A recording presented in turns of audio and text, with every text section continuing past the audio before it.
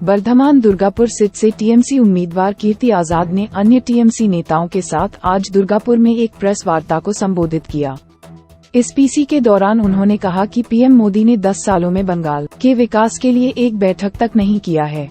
हर साल 2 करोड़ लोगों को नौकरी देने और सभी के खातों में 15 लाख रुपए भेजने समेत अन्य मुद्दों को लेकर पीएम मोदी पर हमला बोला। यही नहीं, उन्होंने यूपी में बुलडोजर मॉडल को लेकर कहा कि वहां तो बुलडोजर चल जाता है लेकिन हम यहां नहीं चलने देंगे। राम मंदिर के मुद्दे को लेकर उन्होंने कहा कि श्रीराम की जगह सीताराम क्यों नहीं होना चाहिए। आजाद ने कई अन्य मुद्दों को लेकर मोदी सरकार पर हमला करने के साथ ही ममता बनर्जी और उनकी सरकार की जमकर तारीफ की। वही घुमाओ तो सब जानता है, वही घुमाए और पवित्र है। ठीक है, तो जितिका इस लोकसभा में दुर्गा का राम मंदिर ये उन लोग का प्रचार के मुद्दा है। तो क्या आपको ऐसा लगा है कि आपका साथ जो कॉन्टेस्टिंग कैंडिडेट है बीजेपी का, मैं नाम नहीं ले रहा, तो वो हिंदू धर्म का ये जो इशू लेके बता लेके अपमान किया जा रहा है, आपको लगता है? अवश्य क्यों नहीं रहता। देखिए, राम मंदिर बना, हमें बड़ी प्रसन्नता है और हम तो सीता माँ के जन्म स्थान के हैं, लेकिन भारतीय जनता पार्टी नारी का सम्मान नहीं करती। आप देखिएगा, हर एक देवता के पहले देवी का नाम आता है, गौरी, शंकर, लक्ष्मी, नारायण, राधा, कृष्ण, तो सीताराम क्यों नहीं? यह एक प्रश्न है। हमको श्री राम से कोई समस्या नहीं है, लेकिन सीताराम क्यों नहीं? अब आप पूछ सकते हैं हर हर महादेव क्यों बोला जाता है? महादेव अर्धनारीश्वर है, आधा नर है आधा नारी है, इसलिए हर हर महादेव बोला जाता है। नहीं तो गौरी शंकर, लक्ष्मी नारायण, राधा कृष्ण। तो मेरा प्रश्न बीजेपी वालों से एक है, आप सीताराम क्यों नहीं कहते? माँ सीता राजकुमारी थी, भगवान राम को 14 साल का वनवास हुआ, सीता माँ को जाने की आवश्यकता नहीं थी। सीता माँ बोली कि मेरे पति मेरे परमेश्वर हैं, हमने अग्नि के इर्द गिर्द 7 फेरा लिया है और सुख दुख में साथ रहने की बात की है। अगर 14 साल मेरे पति परमेश्वर जंगल जाएंगे तो हम भी उनके साथ जाएंगे, कहीं ना। अगर सीता माँ का अपहरण नहीं होता तो राम को इतना नाम मिलता नहीं होता। वो मायावी बन करके सीता माँ को ले गए, सीता माँ वापस आई, सीता माँ की अग्नि परीक्षा हुई, अग्नि परीक्षा में शुद्ध होकर पास हुई, लेकिन वो फिर लव और कुछ बच्चों को लेकर चली गई। छोटा छोटा बच्चा था, खाली पेट जंगल में रही, लेकिन बच्चों को खिलाया। वो सीता माँ सही मायने में आज की जो हमारी सनातन और हिंदू नारी है उसका प्रारूप है। कष्ट झेला, पति को नहीं छोड़ा, कष्ट झेला, खाली पेट रहा, लेकिन बच्चों को खिलाया। उस सीता माँ का नाम राम के साथ क्यों नहीं आता, ये मेरा प्रश्न है। इसका जवाब तो कोई देगा। इसीलिए यह लोग झूठी हिंदुत्व की बात करते हैं, आधा अधूरा इसको भगवा तक छोड़ देते हैं, राम को अधूरा छोड़ देते हैं, और हमारी जो आगे आने वाली नस्ल है उसको गलत सिखाते हैं। ठीक है,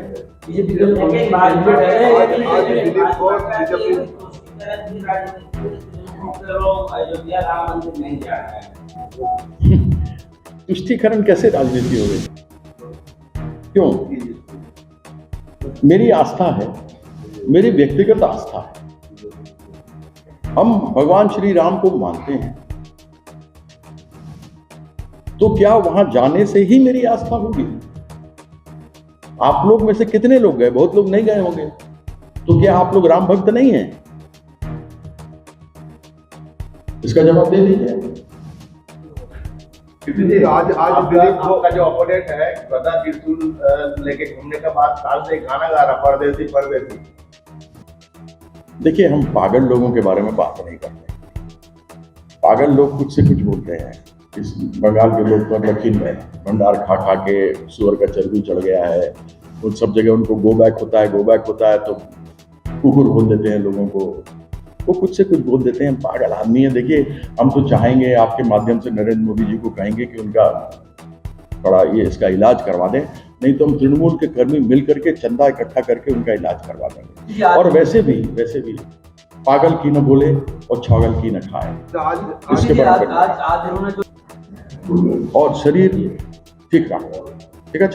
इस प्रचंड गर्मी में माथा पर छाता, कपड़ा, खूब जल खाइए, खूब नींबू शरबत खाइए, छाछ खूब खाइए, जितना ज़्यादा तरल पदार्थ ले सकते हैं वो लीजिए, ध्यान रखिएगा। दूसरी बात, आपने हमसे पूछा, हम 12 साल की उम्र से गर्मी का छुट्टी होता था अप्रैल से मई तक, मई जून में हम क्रिकेट खेलते थे, हमको कोई समस्या नहीं। हम 40 दिन से ऊपर रोज 12 किलोमीटर मिचिल कर रहे हैं, भाषण कर रहे हैं, सभा कर रहे हैं, और हमारी सभा में हजारों हजार लोग आ रहे हैं।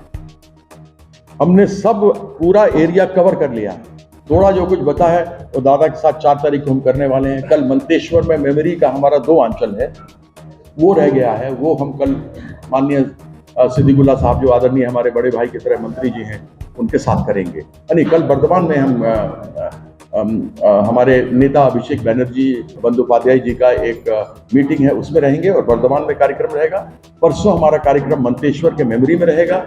उसके बाद हम वापस आएंगे यहाँ पर दुर्गापुर में, यहाँ कार्यक्रम करेंगे और फिर आगे का कार्यक्रम जैसे जैसे तय होता रहेगा वो करते रहेंगे।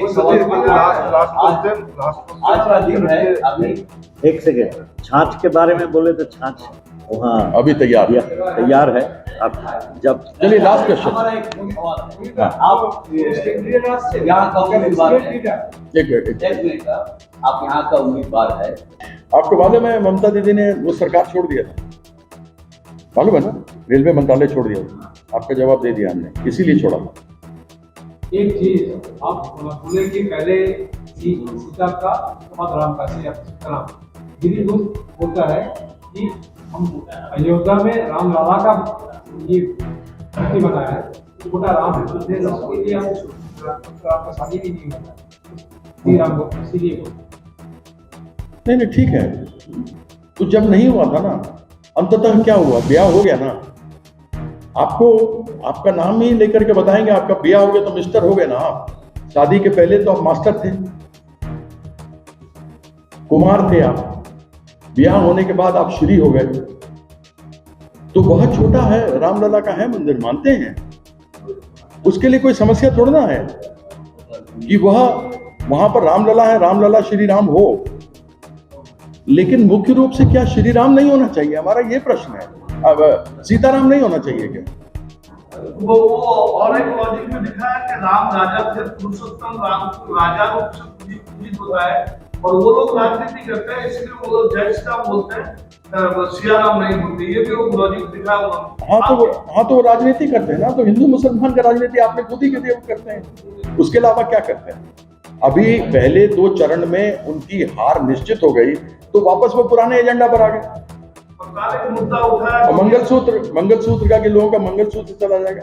अरे बहुत से अपने देश में ऐसे लोग हैं जिन्होंने अपने घर में अपने मंगलसूत्र का सम्मान नहीं किया, तो दूसरों के मंगलसूत्र का क्या कहते हैं? सीताराम और जॉयस का इशू होना चाहिए ये इलेक्शन में।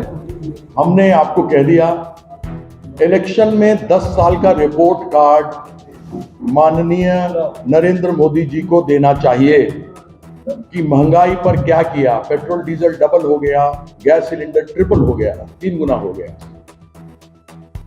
सरसों का तेल 5 गुना बढ़ गया। ये तो छोटा उदाहरण है।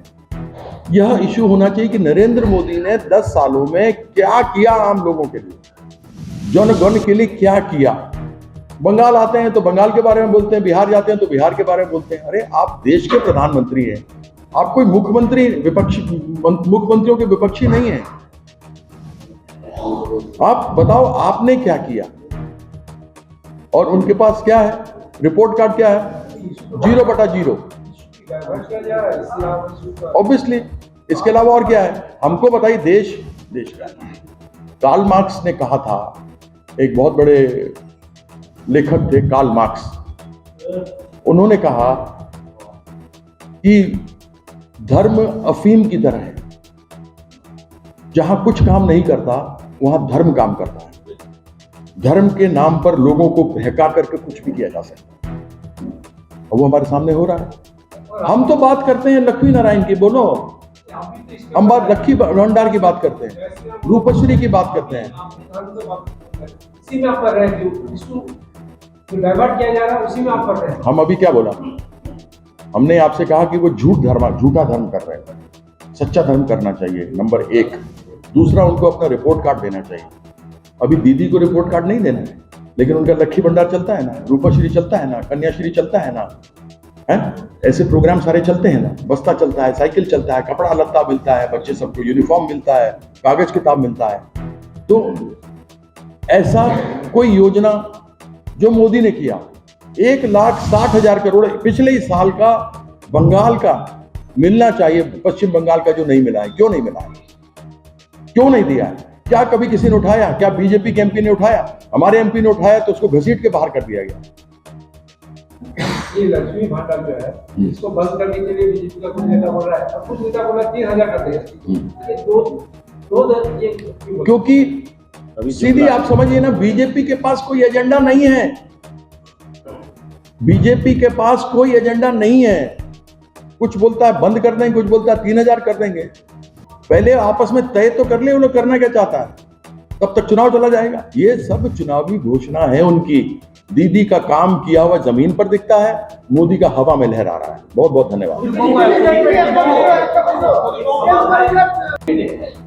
जिस शहर में आप हो अभी, ये मजदूरों का शहर कहा जाता है, आपकी पार्टी सन 2019 और 20 में जो लेबर कोड लाया गया था पार्लियामेंट में, जो काफी हुआ है, इसका खिलाफ था, लेफ्टिस्ट भी खिलाफ थे।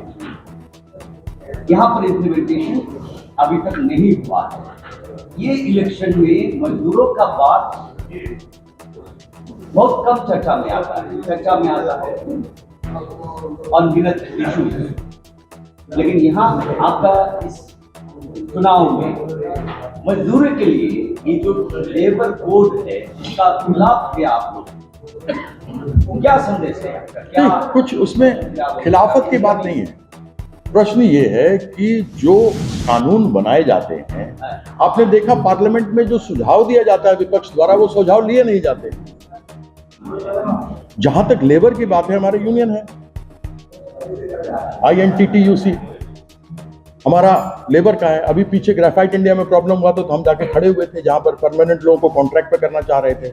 हमने उन पर दबाव डाला और ये देखा कि जो लोग अपना रोजी रोटी कमाते हैं, शिफ्ट में काम करते हैं, सुबह शाम रहते हैं, जहां पर उनको खतरा रहता है, तो उसके लिए हम लोग सदैव खड़े हैं। और जहां तक कानून की आपने बात कही, हमने आपसे कहा कि उसमें कुछ संशोधन की आवश्यकता थी।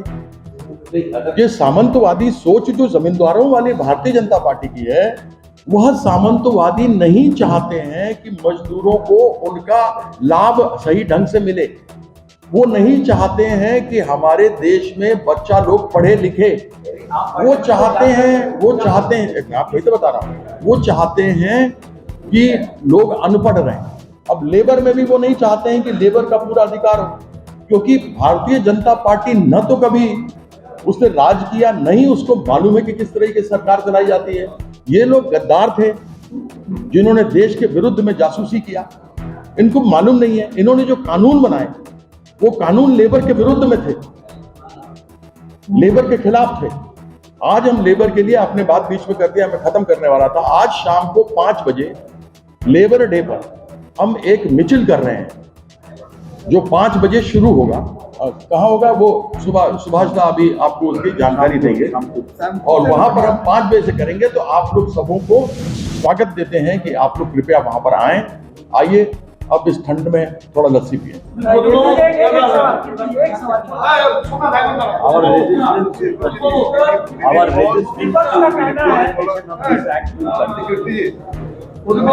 আপনার উদ্দেশ্যে একটা প্রশ্ন আছে। আপনি বেঙ্গল গভর্নমেন্টকে রিপ্রেজেন্ট করেন। গতকাল যোগী আদিত্যনাথ অন্ডালের খান্দাতে বলে গেলেন বাংলায় উত্তরপ্রদেশের মডেল চাই, বুলডোজার মডেল। কি বলবেন? বলার কি আছে?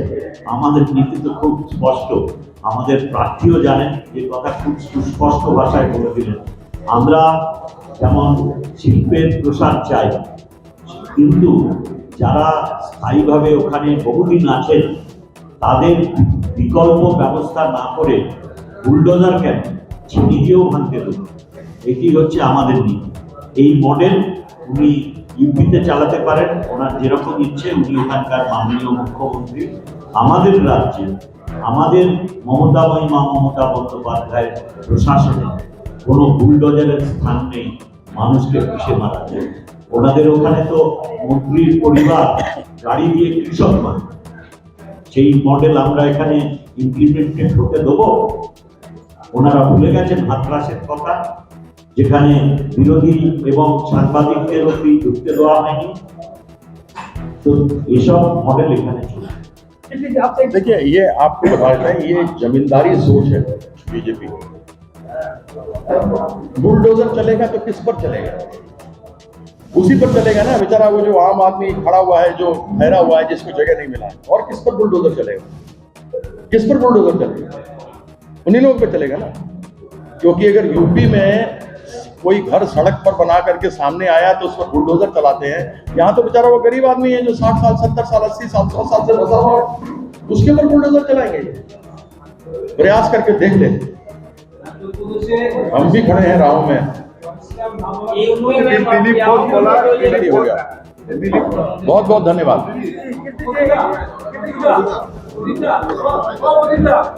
200 पार का नारा देते रहे, लेकिन 100 भी नहीं कर पाए।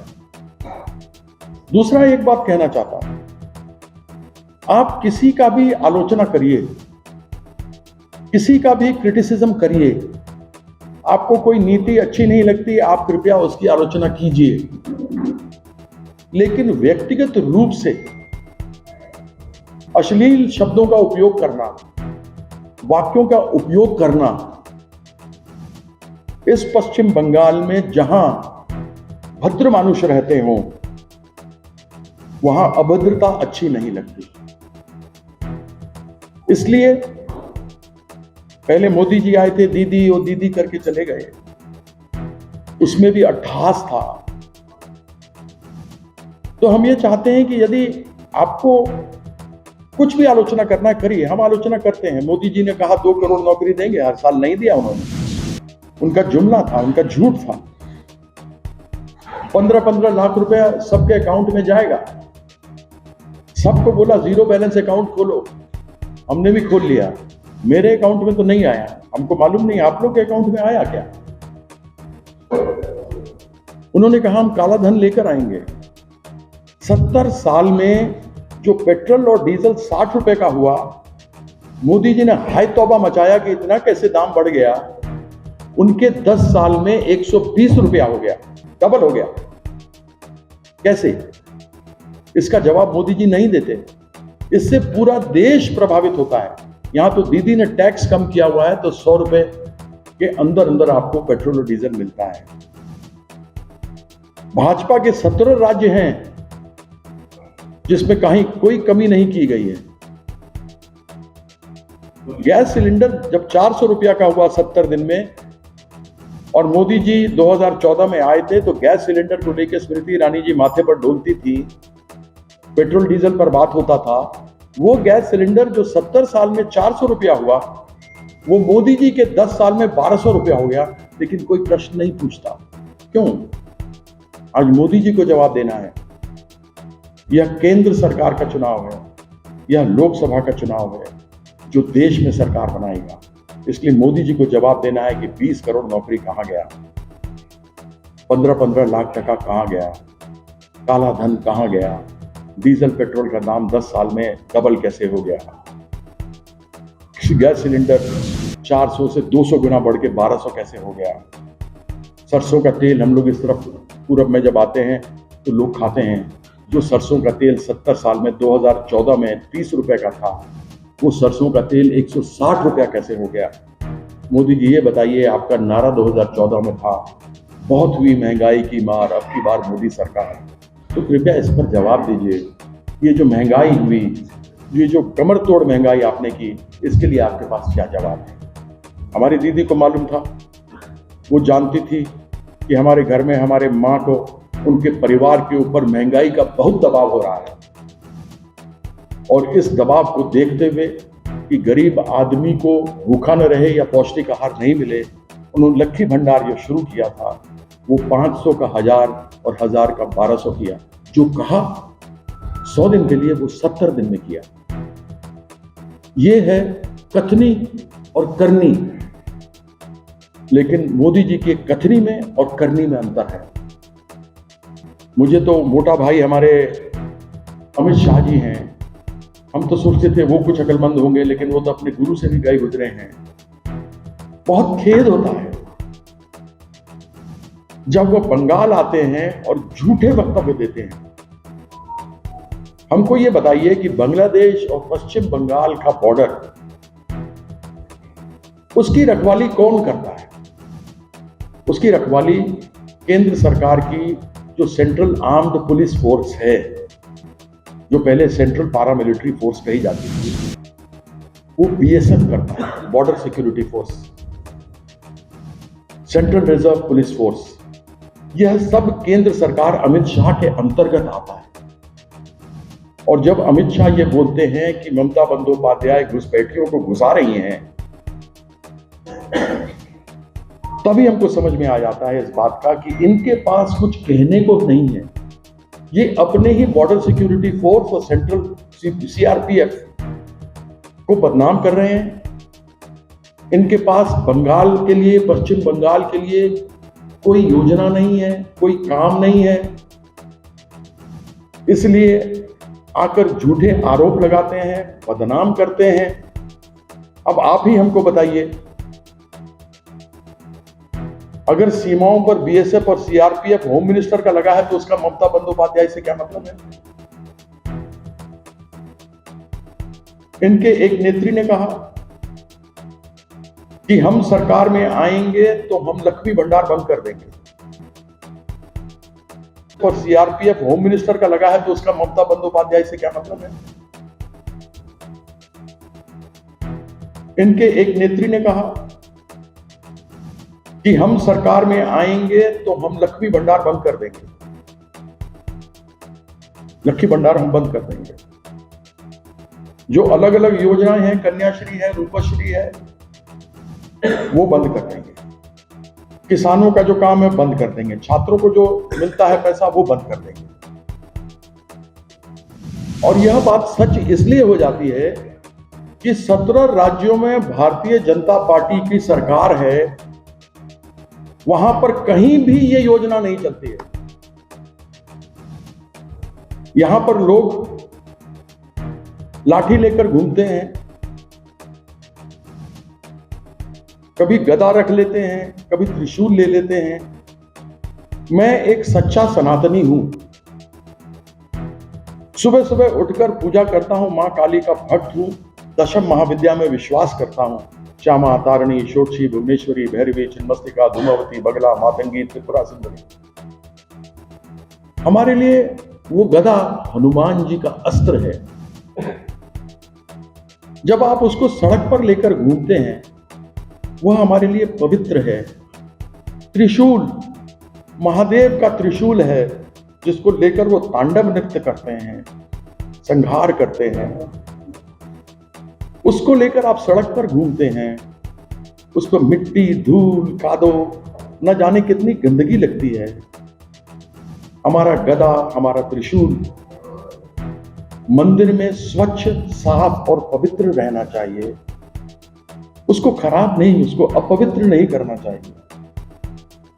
हम भी सुबह पूजा देते हैं, लेकिन जब कभी दोपहर को घाम या कुछ होता है तो हम दोनों कान ऐसे पकड़ के और ऊपर चुटकी बजा के भगवान को बताते हैं कि हम अपवित्र हैं। लोग हमको कह रहे हैं आना पड़ेगा, अन्यथा सोचेंगे हमें आस्था नहीं है। हम जाते हैं। तो मेरा यही कहना है कि जो सच्चे सनातनी हैं वो कभी गदा और त्रिशूल लेकर सड़कों पर उसको अपवित्र नहीं करेंगे। हमारा हिंदू धर्म केवल भगवा नहीं है। हमने पुराण पढ़ा है, हमने वेद पढ़ा है। हमारे पिताजी, हमारे जो बाबा थे वो मैथिल ब्राह्मण हैं। वह माँ भगवती हम लोग वहां पर बोलते हैं, जैसे माँ काली हैं, माँ दुर्गा हैं, उनकी पूजा करते थे। उनका हम लोग दुर्गा पूजा में हरदम पूजा करते हैं। कभी भी सनातन का रंग भगवा नहीं हुआ। भगवा भी एक रंग है, लेकिन सनातन का रंग भगवा नहीं हुआ। एक पेशवा वंश था महाराष्ट्र में, जिनका झंडा था उसका रंग था भगवा। और क्योंकि आरएसएस के लोग महाराष्ट्र से निकले, वो भगवा भगवा भगवा करते रहे। उत्तर में शिव है, चंदन लगता है सफेद, उनके शिखा में है चंद्रमा, इसीलिए शिव का रंग है सफेद। दक्षिण में अय्यप्पन, उनका रंग है काला। पूरब में है मां काली, मां दुर्गा, उनका टीका है लाल। पश्चिम में है गणेश, उनका रंग है पीला। सोमवार शिव जी का सफेद, मंगल हनुमान जी का तो लाल। बुध प्रकृति, इसलिए हरा। बृहस्पति को गुरु माना जाता है, इसलिए पीला, ज्ञान का रंग पीला। शुक्रवार शुक्राचार्य, दानवों के राक्षसों के गुरु थे, उनका थोड़ा सा सलेटी राख वाला रंग। शनि महाराज का तो आप सभी जानते हैं, नील या काला। और रविवार इंद्रधनुष, इंडिगो जिसको बोलते हैं, वो रंग है। हमारा सनातन सभी रंग है। क्या हम हनुमान जी जो लाल है उनका रंग भगवा कर देंगे? क्या मेरी भौदी, मेरी बहन, मेरी माँ जिसके सिर में सिंदूर लाल है या टीका लाल लगाती, क्या हम उसको भगवा कर देंगे? क्या आपकी हिम्मत है कि आप शनि महाराज को जाकर उनका रंग भगवा कर देंगे? इसलिए गलत तो सनातन धर्म और हिंदुत्व नहीं सिखाना चाहिए। आप हमारे आने वाली नस्ल को खराब कर रहे हैं।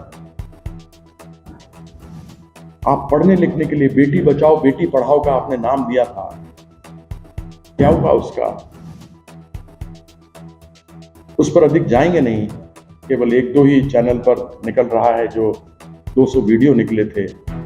जेडीएस के एक एमपी जिनका समर्थन खुद नरेंद्र मोदी जी ने कहा था, आज तक किसी ने उसके ऊपर कुछ नहीं कहा। क्यों? ये सबसे बड़ा प्रश्न है। तो आपके समक्ष आए हैं, लोगों का बहुत उत्साह है और प्यार है और लाखों वोट से हम लोग यहाँ पर जीतेंगे। हमसे आगे, पार्टी से आगे लोग हैं, ममता दीदी को जिताना चाहती हैं, इसलिए कि असली मायने में अगर कोई पूरे देश भर में नेता है तो वो ममता बंदोपाध्याय हैं, क्योंकि वो केवल एक नेता नहीं है लेकिन एक सोचती भी आम व्यक्ति की तरह है।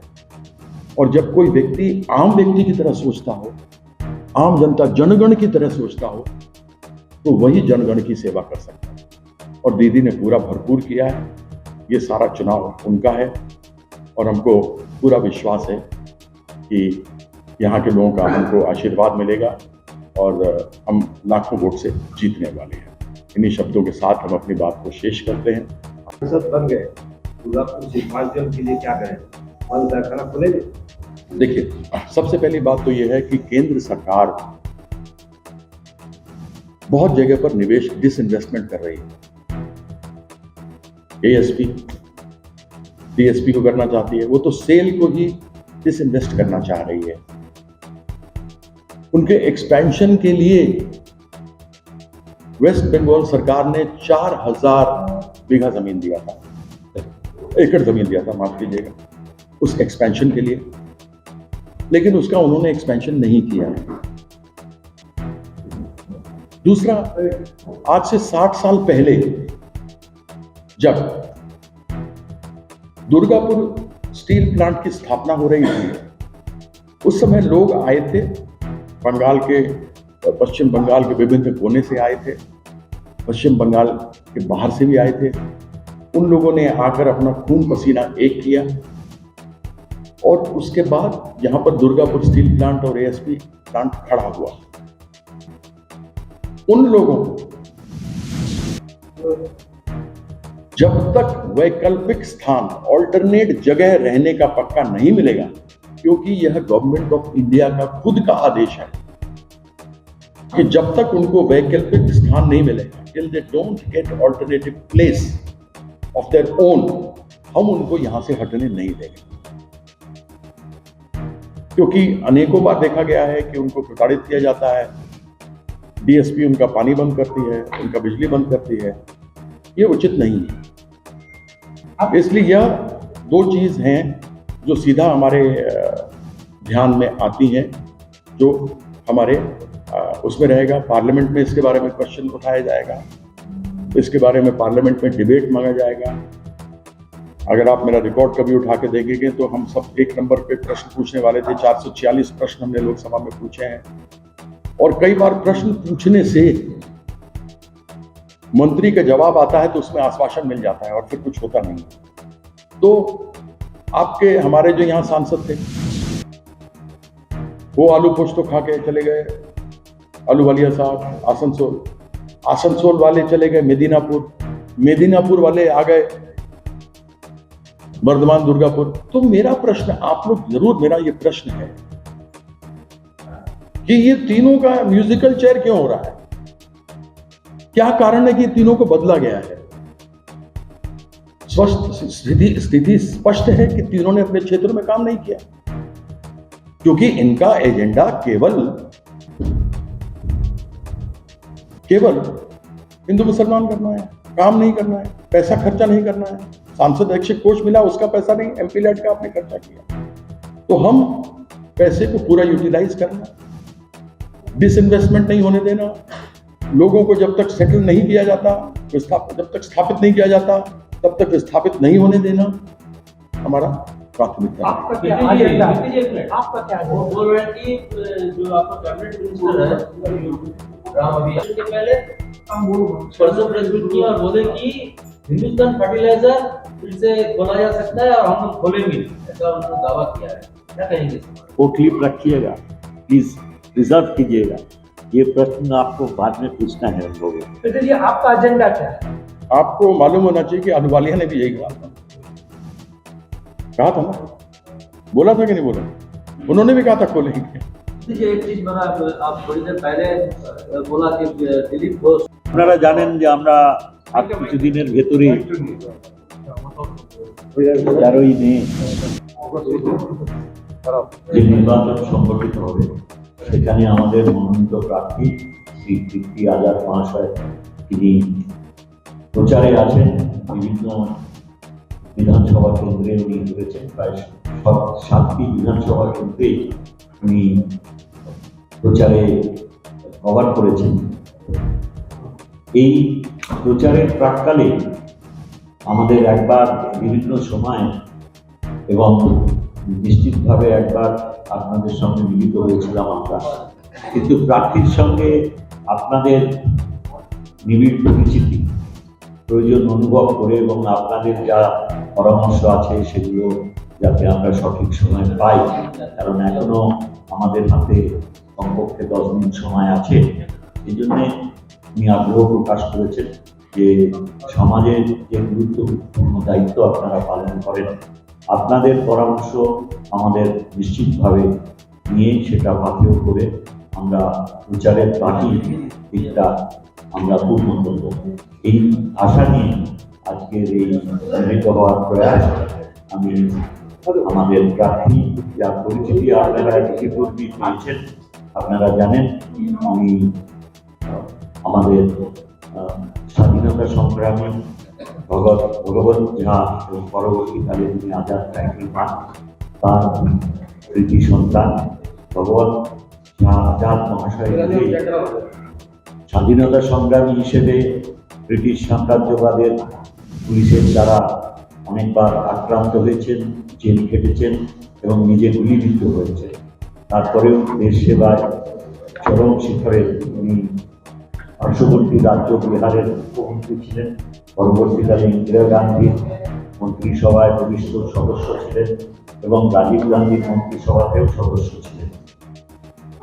তার সুপুত্র 3 জন যারা পিতৃ আদেশে নিজের পদবীর থেকে ঝা টাইটেল বিসর্জন দিয়েছিলেন এবং বড় ভাই আইপিএস তিনি স্পেশাল ডিরেক্টর ইন্টেলিজেন্স ব্যুরো থেকে অবসর নিয়েছেন। তারপরে ভাই বিশেষজ্ঞ চক্ষু চিকিৎসক এইমসে উনি উচ্চ পদে ছিলেন। তৃতীয় সন্তান আমাদের প্রার্থী কীর্তি আজাদ মহাশয় নিজে একবার বিধায়ক, একবার সাংসদ হয়েছেন এবং আপনারা সকলেই জানেন 1983 সালে যে ক্রিকেট দল আমাদের বিশ্বের দরবারে ক্রিকেট খেলার শ্রেষ্ঠত্বের শিরোপা এনে দিয়েছিল, ওয়ার্ল্ড কাপ জিতে তার একজন বরিষ্ঠ সদস্য ছিলেন। তার অভিজ্ঞতা একজন রাজনীতিবিদ হিসেবে এবং তার যে পরিবেশে বড় হয়ে ওঠা, তার উপরে ভিত্তি করে আমাদের নেত্রী ওনাকে এখানে মনোনয়ন দিয়েছেন এবং ওনার মতন একজন সুবক্তা, প্রসিদ্ধ রাজনীতিবিদ এবং খেলোয়াড় তাকে পেয়ে আমরা মনে করি দুর্গাপুরবাসী অত্যন্ত উপকৃত এবং আনন্দিত হবেন। সেই আশা নিয়ে আমি এখানে নির্বাচনে আন্তরিকভাবে জনসমর্থন চাইছেন।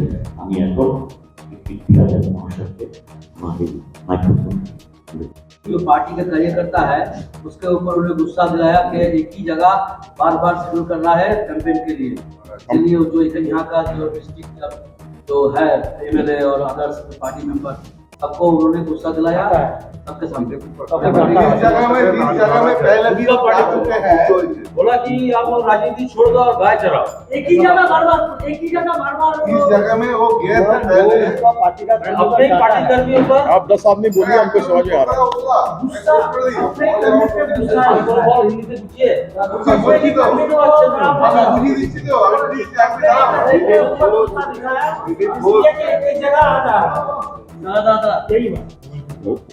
उन्होंने एक ही जगह पे उनको पार्टी जिस जगह में वो एक ही पहली जगह बार में गए ले जा थे रहे वॉकिंग के लिए, उस जगह में दूसरी बार भी आज गए थे। हैं। उस जगह पहचानते नहीं है उनके। अब उनको जब जगह मालूम नहीं, उनके कर्मियों तक को जगह नहीं मालूम, उनके आपस में खुद लड़ाई हुई है, संघ के लोग बाहर से बुलाए गए हैं, लोगों के अंदर जहर फैलाया जा रहा है। आप देखिए ना, हम 1983 का विश्व कप जीते, एक उदाहरण आपको देते हैं। पहली बार क्रिकेट जीते, पहली बार जीते 1983 में विश्व कप, हम लोग विश्व कप जीते क्रिकेट का। कपिल देव कप्तान थे। उस टीम में हिंदू में हम लोग थे, मुसलमान में किरमानी थे, सिख में सांधू थे, बलविंदर सांधू, और ईसाई में रॉजर बिनी थे। हिंदू मुस्लिम सिख ईसाई मिल करके वर्ल्ड कप जीता। क्या भारतीय जनता पार्टी ये बोलेगी कि इसमें किरमानी गलत था या बलविंदर सांधू खालिस्तानी था? वो तो बोलते हैं। एक अधिकारी को, शिवेंदु अधिकारी ने बोला, एक जो आईपीएस ऑफिसर था उसको खालिस्तानी।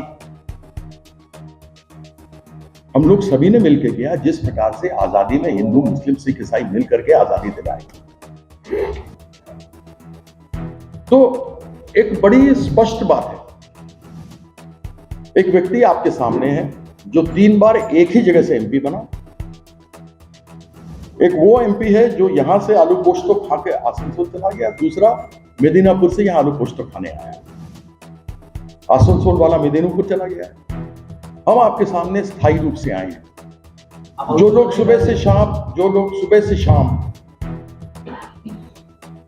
शराब पीते हैं उनको अल्कोहलिक बोला जाता है, और जो लोग सुबह से शाम काम करते हैं उनको वर्कोहलिक बोला जाता है। तो हम वर्कोहलिक हैं। आप आलू पोस्तो नहीं खाएंगे? ये क्या प्रश्न है? आएंगे क्या प्रश्न है? खाएंगे, हम खा रहे हैं रोज। तो ये तो बंगाली खाना है। हाँ, तो खा रहे, रोज खा रहे हैं हम। आलू पोस्तो भी खा रहे हैं, झींगा पोस्तो भी खा रहे हैं, सब खा रहे हैं। खा के नहीं भागे। चिंगड़ी पोस्तो खा के नहीं भागेंगे हम, निश्चित रहिए। पहले मुद्दा उठाया disinvestment. Record breaking disinvestment ministry किया गया था अटल बिहारी की बात। इंडिया में ऐसे कोई मिनिस्ट्री